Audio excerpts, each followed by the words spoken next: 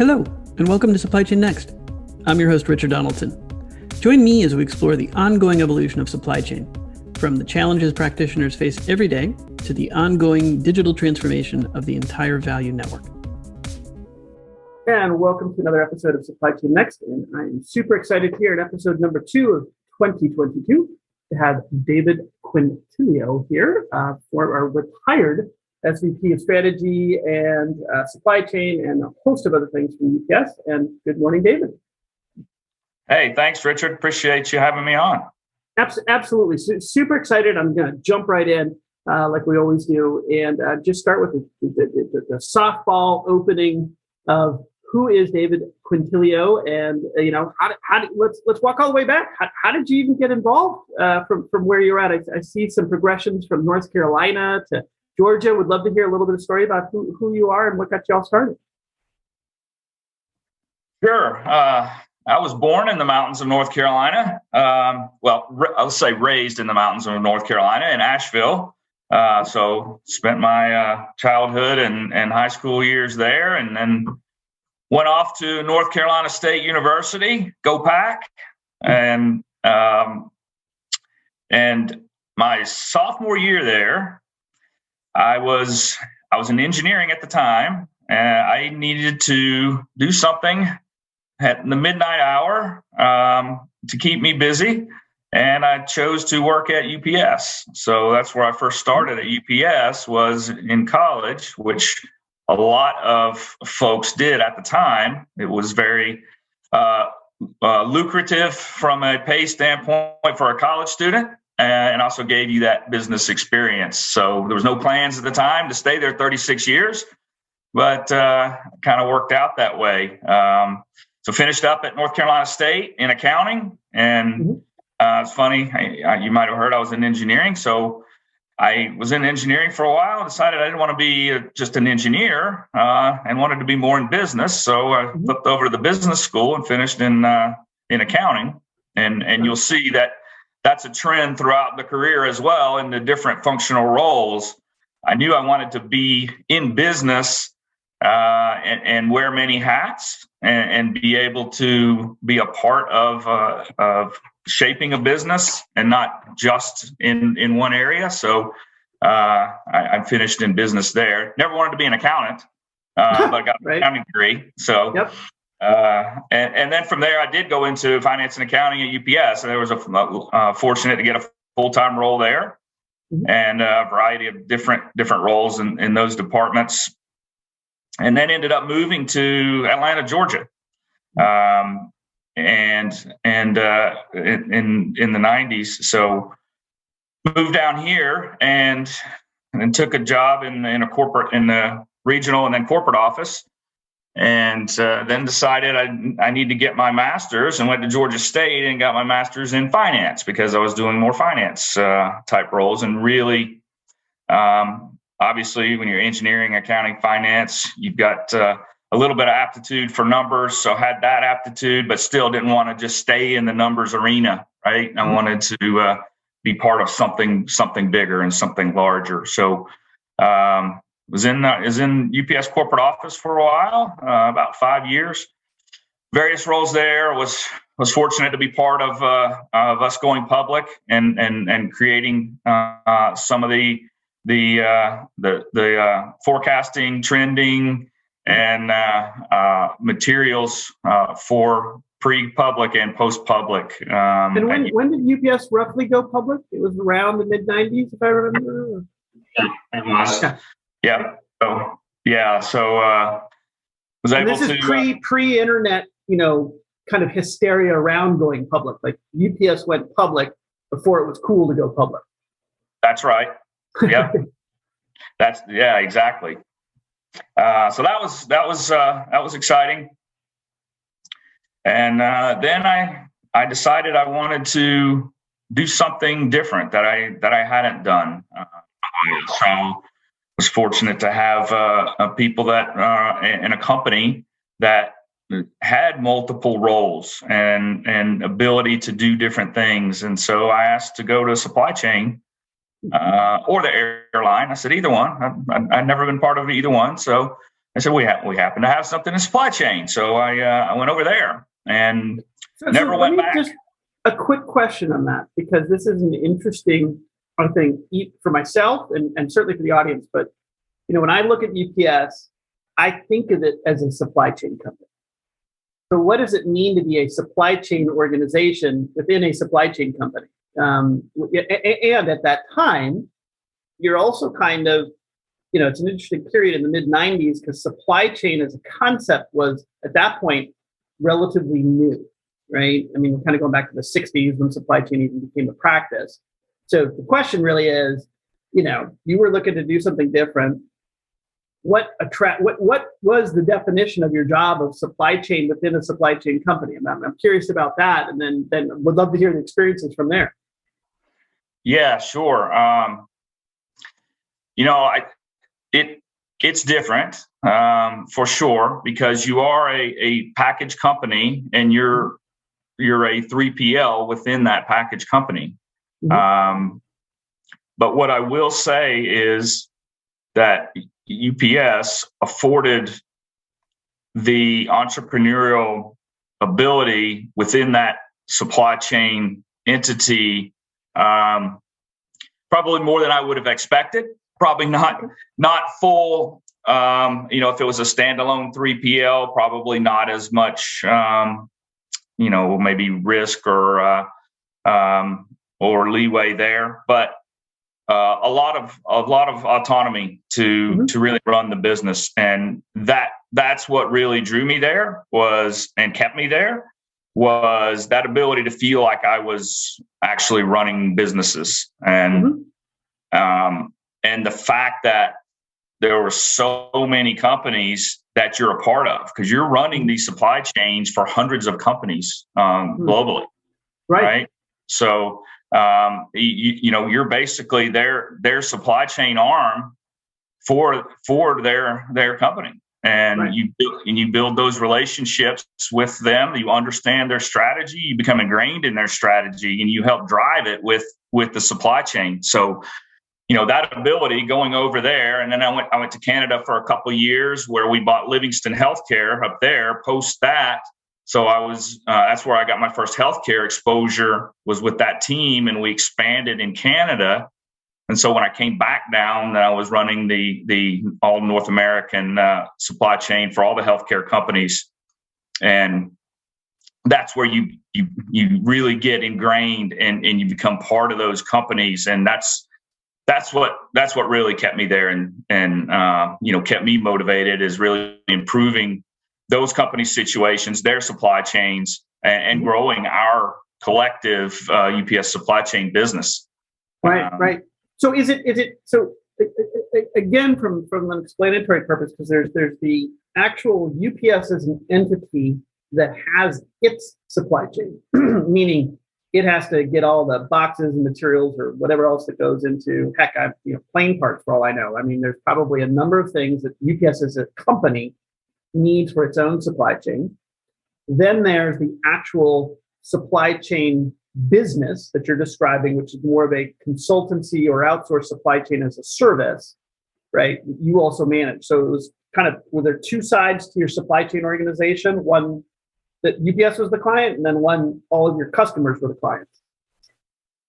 Yeah, I'd say the other side that you're talking about is typical for most any entity. You have your own procurement organizations and procure supplies and carry that out.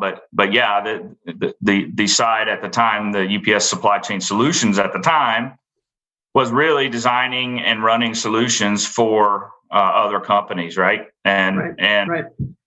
Obviously it helps feed the small package network. That's there, who is, the majority of the business. So it was a complementary service that we provided, and it really grew from there as a complement to, a standalone reporting entity for UPS now. Yep. No, and to be honest, I mean, let's look at, fast forward to today, 2022, and the idea of a supply chain as a service is like, oh my God, everyone wants something like that.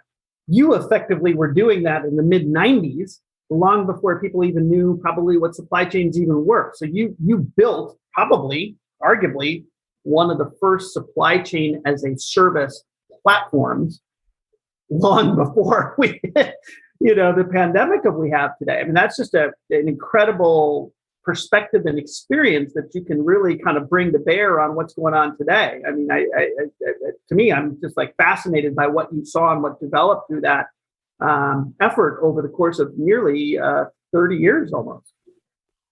Yeah, no, you're right. And it's been a dramatic shift. So, back then, there was a few major players like ourselves. You know them, the Excels of the world, and Sure. and FedEx was dabbling in it. And there was a couple medium players, but there wasn't these as many smaller startup supply chain, regional supply chain organizations. So those started to come on, right? Mm-hmm.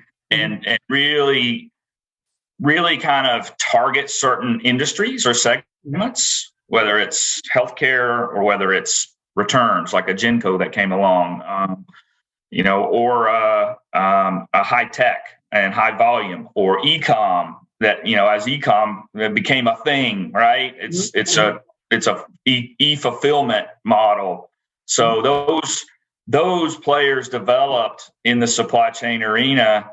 And, as you can imagine, the 4 or 5 big guys that were playing earlier had to adapt as well and create those solutions within the portfolio of clients. And, thus we became a little more industry focused. We morphed over that time to be industry focused. So had a specific e-fulfillment product.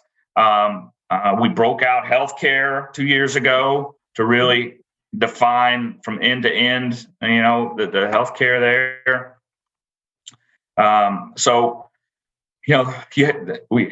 Everybody had to adapt to the market and the competitors that were there and what the customers were doing, and you had the whole omni-channel thing crop up, Right. we couldn't even spell omni-channel back then in the 90s. Right. So, then it's, we've got to, we want to go direct. We've got wholesalers and, we've got a commercial arm, and okay, how do we do all of this at once? And so that's where, fortunately, we were able to help, and that's where I'm looking to help people today. I'm salivating. I mean, anybody who's listening, anybody that knows you or anybody that sees your profile should be salivating at, again, what we're all scrambling to figure out today is supply chain platforms and technologies are kind of beginning to come out, through the innovation cycle of demand, and necessity that we know. You've been doing it for 30 years, right? So I'm going to kind of go into the heart of this a little bit, which is, again, people are, even me at Rec was building a supply chain platform, but everyone else that's out there building supply chain stuff, you've been at it for 30 years. So here's the question is, what was the challenges early on? So was the supply chain as a service business recently launched? Because I think it was in kind of the early 90s, if I remember correctly, you obviously were the architect of this. And then as it started, what were the major challenges with those customers, right? In kind of adopting the supply chain as a service? How did you overcome that? And this is a bit of a leading question, because underneath it, what I think is going to be, your insights is going to help people figure out how you fundamentally tie supply chains together. Because there's got to be some commonalities, because you're already working with a bunch of clients. You have to build supply chains, a supply chain as a service that scales to multiple enterprises. So you've tackled a lot of the problems a lot of the newer-ish companies today coming out are trying to deal with. So what were those initial kind of challenges in the mid-90s? And then how did that morph over, until you recently left? Like, how did that change and develop? Because obviously, again, UPS, you just think of, what you've done for 30 years, like supply chain as a service. So what were the initial challenges, and how did those develop over the last 25 years? What were the big insights that were like, oh my God, this is how you do supply chain as a service? Yeah. Obviously much different then as it is now. I would say there was much greater reluctance for companies and specifically individuals responsible for supply chain in those companies to take their prized, 69 Camaro or whatever it may be, and say, okay, here you go. Here's the keys, treat it right. Yep. As you can imagine, there's a big hesitancy to do that. And so that's the first hurdle you have to overcome, is really that trust and confidence, that they understand their needs, their business, their strategy, and you're guiding the supply chain strategy along with that. Mm-hmm. So getting over that hurdle. And then, of course, you've got players in that whole mix that may be losing their jobs. Yep. So when you're doing it as a service and turning things over, there's people dynamics in there. You find less than optimal arrangements, and you say, well, we really should move it to this way. And you got people that made those decisions still there that are kind of protective. So back then there was a lot of that. Right. Largely that's gone. And the reason, I think, is because supply chain technology, both software systems, automation, mechanization, has developed so rapidly that people know, hey, whatever we did 2 years ago or a year ago, likely there's something better to do today. So I don't think there's that pride of ownership that's there anymore. It's more like, hey, tell me what's new, and can it help us? And how does it help us, right? Mm-hmm. And there's so many people back then, the channel shifts were slow. So if you were, some people might try to disintermediate, a wholesaler and take a direct approach, or for a few products maybe, but it was slow. Now channel shifts are dramatic, right? Quick. And so, those things are happening so rapidly that they know they need help, whether it's a supply chain as a service provider, or whether it's a management services and consulting, that I've moved into now. Either way, they know they need help. And because everything's so dynamic, you throw in the other issues, which we may get into with risks and pandemics and what's the future hold. And there's a huge willingness for people to say, "Hey, I need help." Mm-hmm. Mm-hmm. So, and 100%, I think anything in change management, when you're talking about anything that's innovative or disruptive, the status quo is always the hardest thing to overcome. I mean, that's just people are creatures of habits, job protection, things of that nature. Now, kind of looking forward, or maybe looking back, I guess is the way to think about this.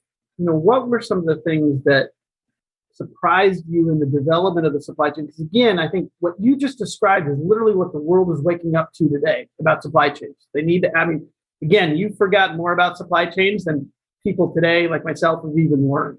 So, in that sense, you have I think we're repeating what you've actually gone through. I think the world's repeating what you've actually gone through and experienced in a way, right? Because there's still a lot of major enterprises that are a little slow to think about outsourcing their supply chain, even today, right?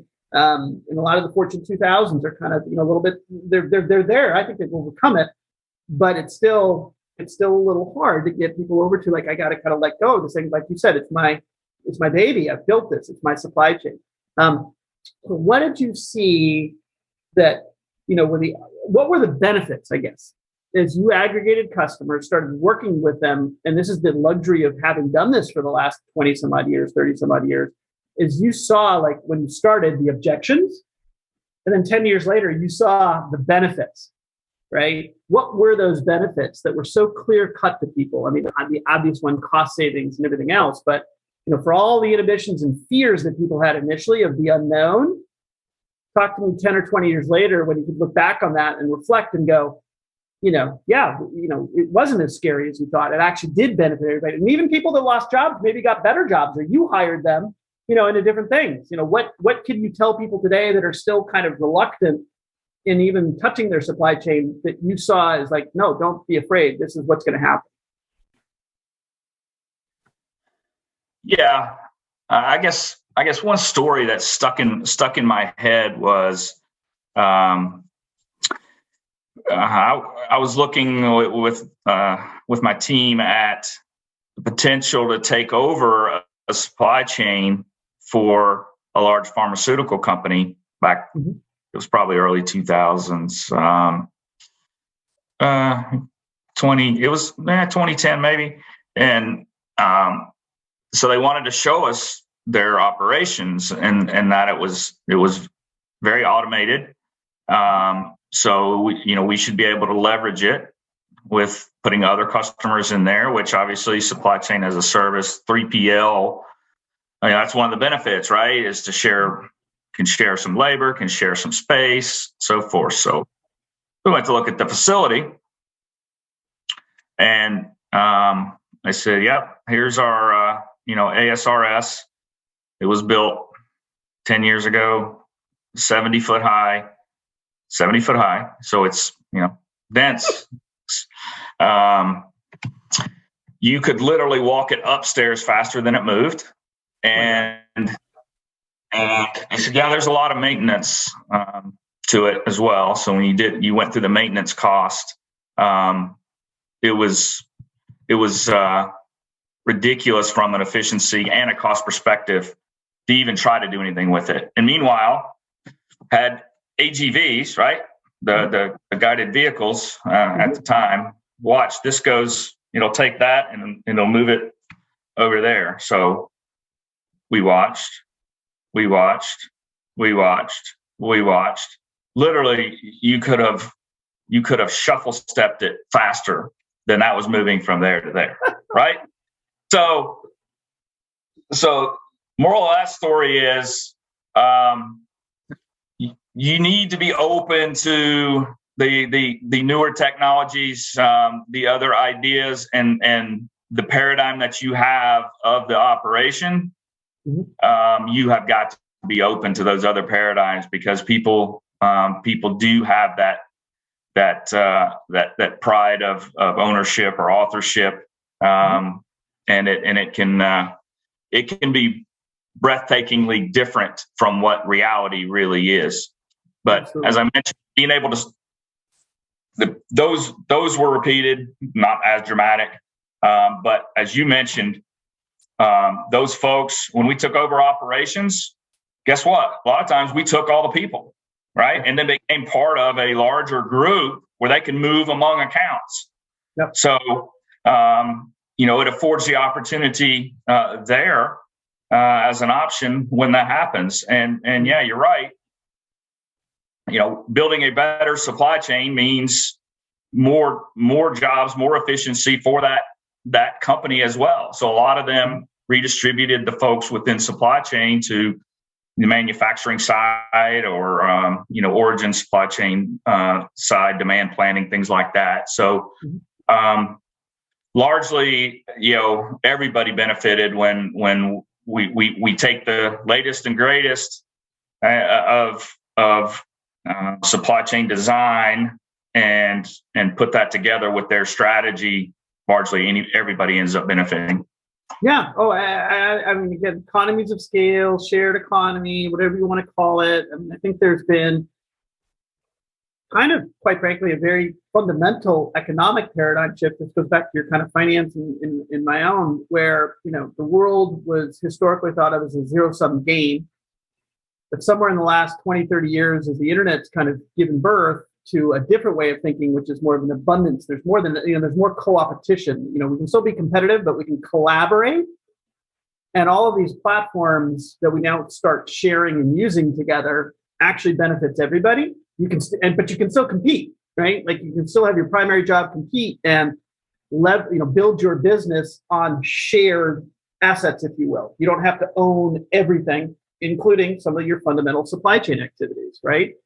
So kind of building on that and looking again at sort of looking a little bit in today's world, what would you say? And again, because you were so far ahead of the curve, when you look at the world today, and maybe you just started to do this because now that you're coming out of UPS, you're retired again, I think your phone's got to be blowing up with all sorts of people asking, like, how do we do what you did for the last 30 years, which I'm sure is the common question. But what do you see the world supply chain? Like, I'm going to ask you now to step back and look at the world supply chain issues. How do you describe what's going on in today's world supply chain? Right, there's an aggregate world supply chain where we move around 106 gigatons of stuff every year that we pull out of Europe and manufacture, and it's not very circular and not very sustainable. Like, how do you look at the world supply chain? Like, if this was not just me on a podcast, but you were sitting on CNBC or one of the biz networks, and they said, how do you, David, look at the aggregate supply chain today? What do you say is going on? What's the major issue, and how are we going to tackle that? And it's a pretty broad question, but you are one of the few people, I think, that has that unique perspective that actually looked at the world in that sense for 20, 30 years.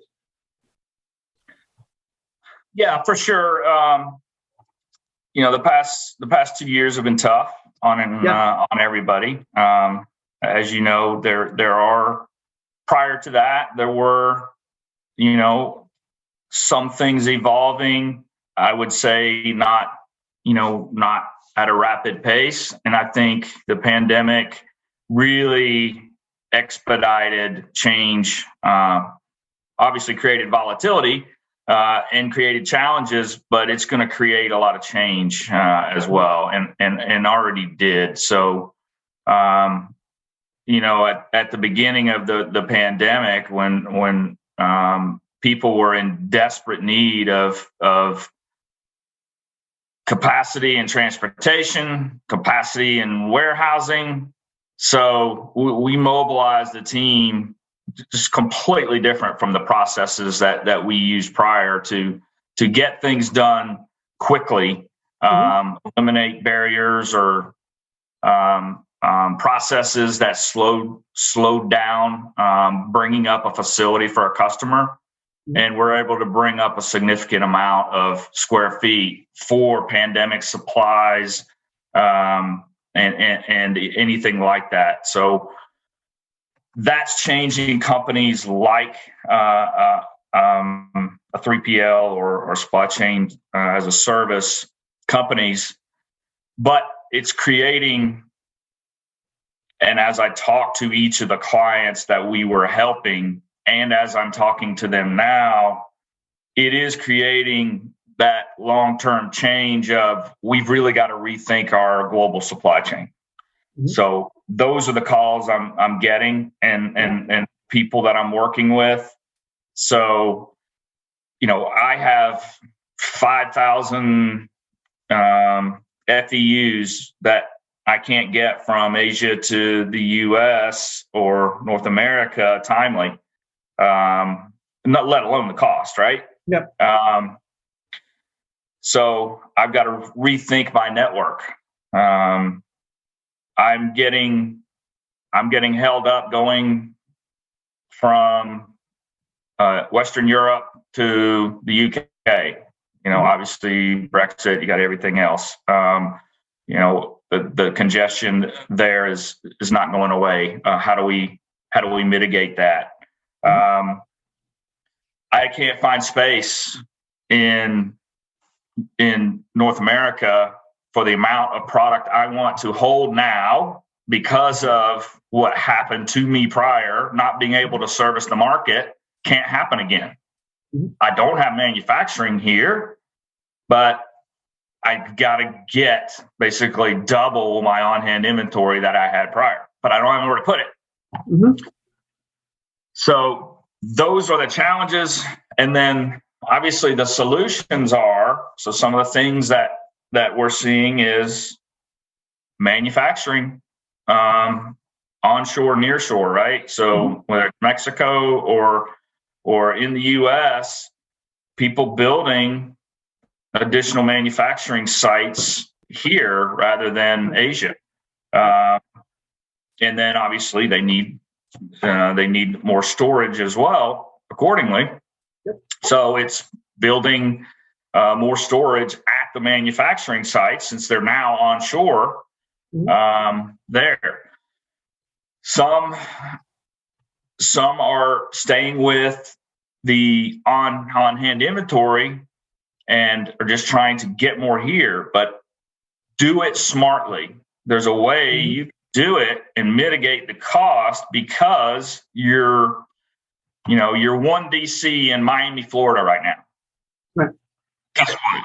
That's not the optimal transportation location. So how about since you got it, most companies follow the population U on distribution. If you're talking retail, even healthcare, it's where people are. So how about we look at, putting one in California and the Northeast, depending on the products, whatever they are, or, let's go to one big one in the Midwest and one on the West. So you do increase that storage capacity, but at the same time, you have a significant transportation cost. So those are the things to work through rather than just, I got to go double my warehouse right now. Is to really think through what your offsets are and your customer service impacts are, right?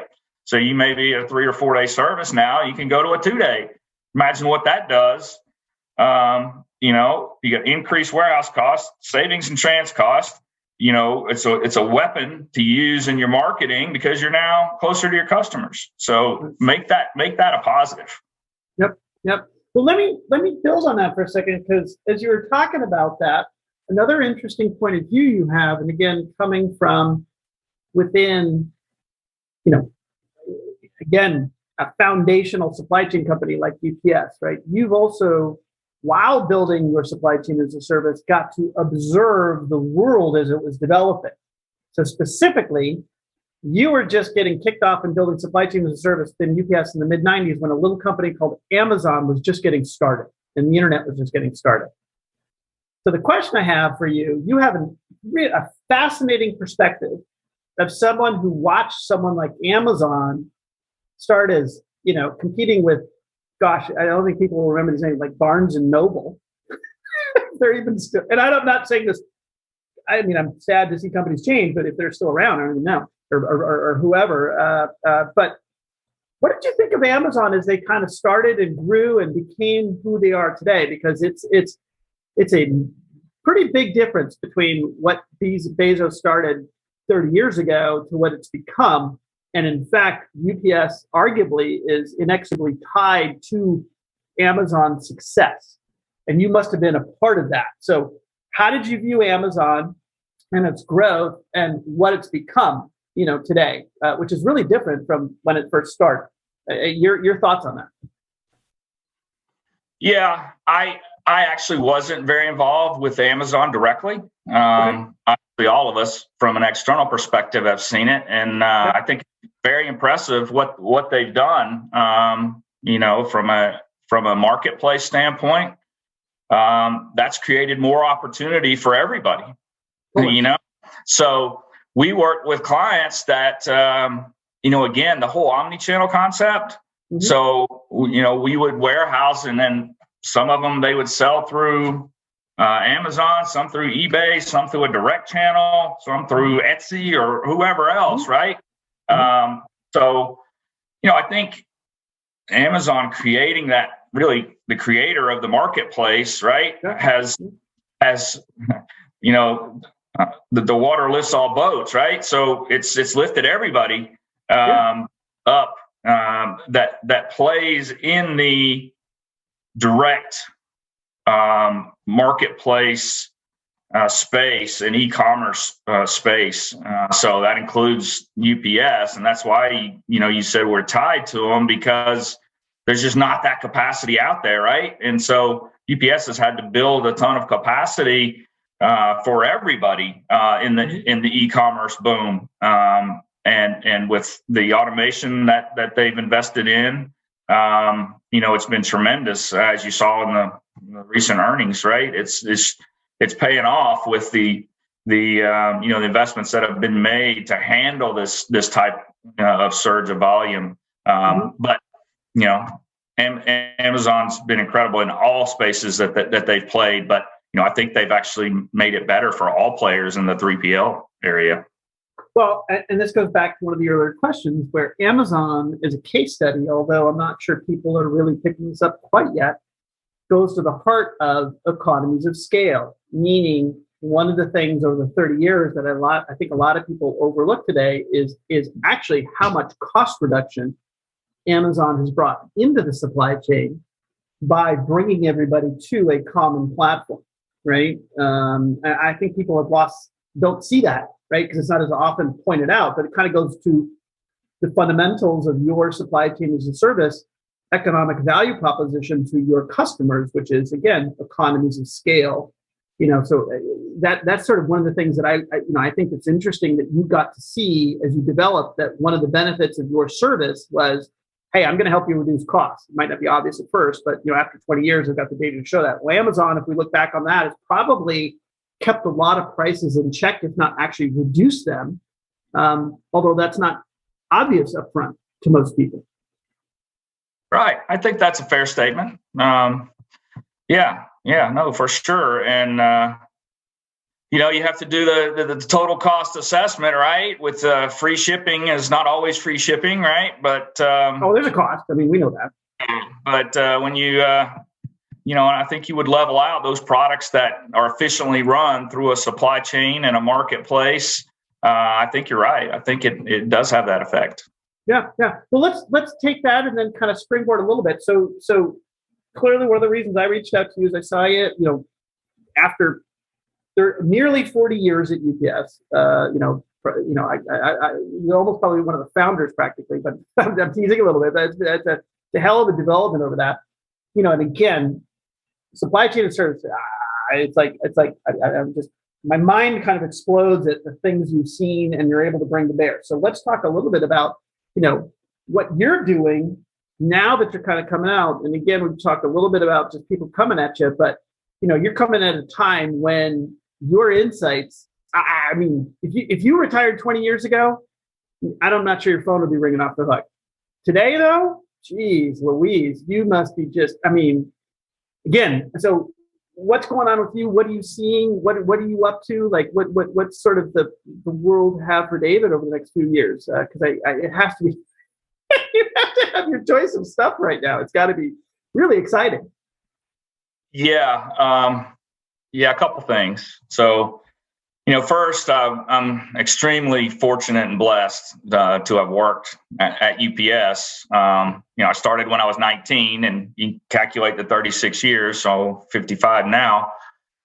And the ability to have an early retirement is truly a blessing. So I'm happy for that, and I've always wanted to. As I got into feeling like I'm running my own business and working with all the individual clients, really that next stage I wanted to do was, go help those clients that need it. And as you said, I've seen over the past 2 years, especially how dramatic the need is out there. So it really makes sense to kick it off. I did want to take a month or two off. Good luck with that. But for good reasons, because there is that need, and it's and what's funny is it's not only clients coming, it's former partners that I worked with in the field, former people I worked with at UPS, or I've gone to other companies and retired or whatnot, and just people I've known from the industry. We're just bouncing ideas off of each other and getting together. And because there is so much demand out there, the kind of the mantra for our group, which is Leverage Supply Chain Group, is the company that I founded. And is that the URL, leveragesupplychaingroup.com? Leverage SCG, yep. Got it. Okay, leveragescg.com. Okay. And so we are looking at things from a discretionary basis. Discretionary being people we want to work with, first of all, because of relationships in the past and knowing, they're really good people and they really need help. And that's what makes us feel good is being able to help them. And people we want to work with. So people that we're bringing into the group, that we have been assembling to really service a customer from start to finish in the supply chain. Now it's that having that breadth of expertise to really look at it and say, we can get in there and help you versus some other supply chains, which is fine. Do an overall assessment and say, yeah, you probably need to go do this, and look at this. Mm-hmm. Ours is managed services and consulting services. So it's really getting someone in there on the ground with you, whether it's, 30, 60, 90, 6 months, however long, to fill an open supply chain VP spot, supplement what you have, so really absorb it, identify the projects, and bring in any additional resources in those projects to help where somebody is just really gotten a little behind or wants to get ahead or has had a bunch of acquisitions and trying to figure out what that looks like and help execute it as well. So that's it. Just assembling a group of folks, like-minded folks that really want to do this and have the ability to do this on a project basis. As the opportunities come up, we've been fortunate to have a bunch of people call and say, "Yeah, hey, I'd love to be part of it. Hey, yeah, I'd love to be part of it." Most of them already knew. Some of them, just contacted, "Hey, let's chat." So I'll spend a couple hours chatting, and it's like, wow, you do all this WMS integration, and I don't have that specific skill set of knowing the details of Blue Yonder and Manhattan and everything. And so yeah, let's work together. If we need it, I'll grab you because I've got references from their customers, so vetted them out and worked with them. But we've got most of it, covered with kind of what you'd call in-house or part of the group. But there's some that you got to have industry relationships to bring in to cover off some of those really technical areas. Right. So again, as you're going through that, I'm listening to you, and I'm just sitting here saying to you, it's like you're in a way, you spent 25 years getting insights into all these disparate companies and different verticals and seeing the commonalities and in essence, coming up with a playbook for supply chain optimization. And, you couldn't have hit a better time when people are desperate, both as companies, but also industry verticals, and then just even the world's aggregate. I mean, I think one of the first times, and maybe I'll ask you this as well, is when I think about supply chains today, for the first time in ever, we're actually thinking about the world supply chain, not just discrete companies or industry verticals. We're actually thinking about the whole thing as a big system. You've been thinking about it as a system for 36 years, at UPS. But now the world's starting to think of it as a system. How does that alter your view, or potentially maybe it doesn't, in your consulting arrangements with companies, right? Because I would imagine one of the things going in is not just to say, hey, let's do these supply chain best practices, but also think differently about your supply chain, which it could be integrated into a more efficient, larger supply chain if you start aggregating your, what you can see as, competitors potentially, right? And creating those economies of scale, or creating that Amazon-like experience for the enterprises, in the back end. Yeah. That's a long question, Richard, but thank you. Well, let me revisit a slightly different one. Most of it.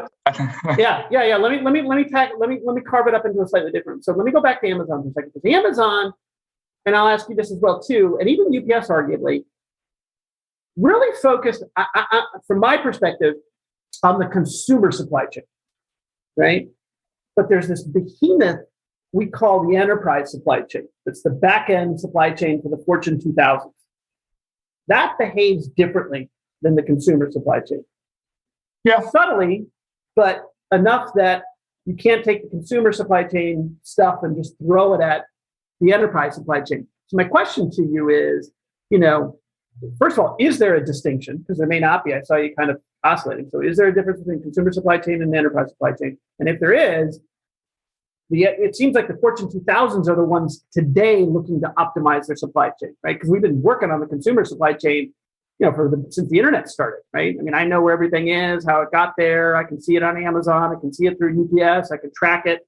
But those capabilities don't exist in my enterprise supply chain. Yeah. I think that there's little different vernacular on some of those would make a big difference, whether it's e-commerce or whether it's a part of the omni-channel. But I think what's happening is that you call it the consumer or direct market is blending with the commercial market, the large commercial market. That is becoming, one of the three pillars that they have to support, right? Is the direct and the retail and the kind of commercial. Mm-hmm. So those are blending, and that's where companies aren't experienced, right? They've either done commercial or they've done small e-commerce, right? Largely, and I mean it's been trending that way, but that's where someone from an independent standpoint and why I kind of wanted to do this can come in and help rationalize that for you.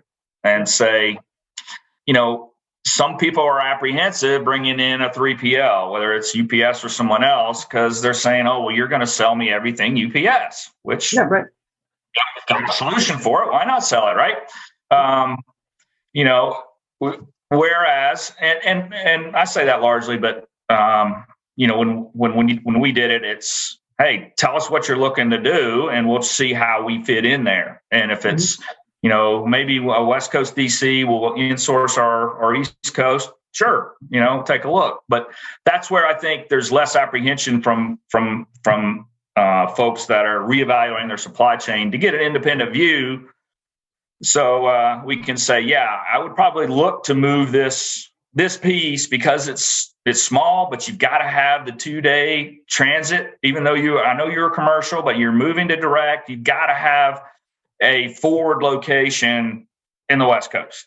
Mm-hmm. So look to a 3PL, You've got the density in the East, but you're not very efficient. Right. So here's what we can do to make that operation more efficient, keep it in-house. And then of course your whole transportation network planning, right? Whether it's coming from Mexico or everywhere else, split it to those 2 DCs rather than sending it to one and then having to cross dock it and ship it across the country. So it's looking at that whole process of getting the products to those multiple locations, directly, so that again, it ends up saving money overall or being neutral. Having another node there to execute the consumer part of the e-commerce part that's coming in, where you may have had just one massive camp as a commercial, and there's no real urgency, in your transit, so you can put it on a LTL or FDL for that matter and truck it to, your purchasers. Yeah. Let me, and I, as I look at the clock here, and as always, but in particular here, an hour goes by without even thinking. But I have to get one last question in before, or actually two, but one in particular. So we've talked a lot about UPS, we've talked a lot about Amazon, we've talked a lot about you consulting, kind of bringing this to bear for the different companies that are looking to optimize their supply chains. There's another audience, though, that I also think I want to ask you about, which is the investment community. The private equity and venture capital, is stampeding into this 10, 20, 30, 40 trillion dollar supply chain market. I mean, it's the biggest thing to have hit since the internet even started, right? So my question to you is specifically, you also are another incredible, insightful, not only advocate, but consultant to the investors themselves looking to invest into optimization of technologies for supply chain, right? So how is that? I mean, that's another one. I don't know if that's directly happening to you, but I would imagine as well that the people like a Ben Gordon over at Cambridge Capital, Dave Anderson's probably more of a colleague in the sense of, supply chain ventures. But I imagine those people are also coming at you saying, hey, David, you help us to evaluate how to invest in this area. Like you would be you were our poster child for an EIR at a private equity or venture firm, coming with your experience. How do you view the investment community and what they're doing and how they're getting involved? Yeah, actually, that's one of the areas that I do want to spend a lot of time in. And right. It's funny you mentioned that. I've recently connected with the names you mentioned, and once again, I was catching, not pitching since I left. So I yesterday got another call from a PE opportunity that's looking at some significant investments. So yeah, those are coming now, and I look forward to it. That's those are exciting areas for me as you evaluate. Yeah, that does make sense from an investment standpoint, whether it's a logistics company or whether it's a logistics technology. There's so many technologies coming out now. It's interesting to compare and contrast, and I'm fortunate to have a lot of folks that have been in all of those areas from a automation standpoint, an IT standpoint, and of course, just the broad-based logistics and all the carriers. I've spent a ton of time in transportation management working with all the carriers. So having that broad base and the experts to bounce things off of, really helps. So really looking to help make a difference in that area. That's awesome. Well, on that note, let me wind it down a little bit, and any parting thoughts from you in this. Well, not parting thoughts, but just how do people get in touch with you? I know I found you on LinkedIn. I know you're open to LinkedIn there. You just described your new business that you're launching and its website, but just tell us a little bit how people get in touch after they hear this. Yeah, for sure. LinkedIn's the easiest. There's not too. There is one other David Quintilio out there, amazingly in the world.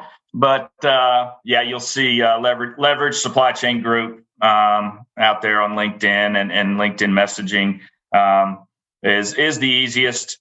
I've got my website offline now. I'm adding a much more material because, like I said, I've been catching, not pitching. So tweaking that before I fully have that updated. LinkedIn's the easiest, or dmquintilio@gmail.com. Done. Well, that's awesome. Well, David, I can't thank you enough. I'm glad I caught you at the time that you were embarking on this new adventure. Really gonna stay in touch, number one, but also just you already are a part of the global conversation that's making this huge shift in supply chain innovation now. And it really is just a pleasure to be able to chat with you and kind of hear some of your thoughts. Thanks, Richard. Always a pleasure. Appreciate you reaching out, and anytime. Be glad to check in. All right, perfect. Well, thank you, sir. You have a good one. This is Richard Donaldson. Thanks for listening. If you have any comments about the episode or topics in supply chain you'd like us to explore, we'd love to hear from you. You can reach us at supplychainnext@requis.com. And while you're at it, why not check out the Requis platform at supplychain.requis.com. Requis allows you to manage the full asset lifecycle in the cloud, collaborating with your entire value network to buy, manage, and sell your assets. Find out more at www.requis.com.